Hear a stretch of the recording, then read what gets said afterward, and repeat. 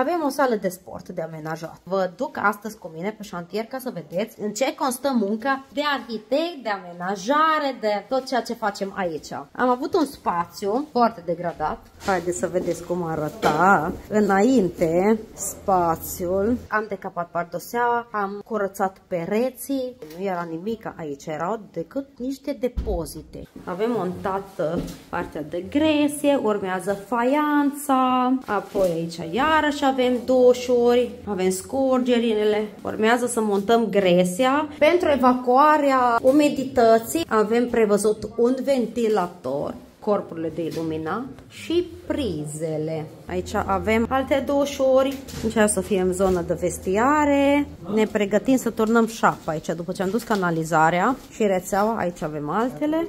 Am dus canalizarea, apa, dăm nivelul și pregătim pentru șapă. Finalul va fi frumos, dar muncă-i muncă. Asta este dezordine, mizerie, v-ați obișnuit deja până acum.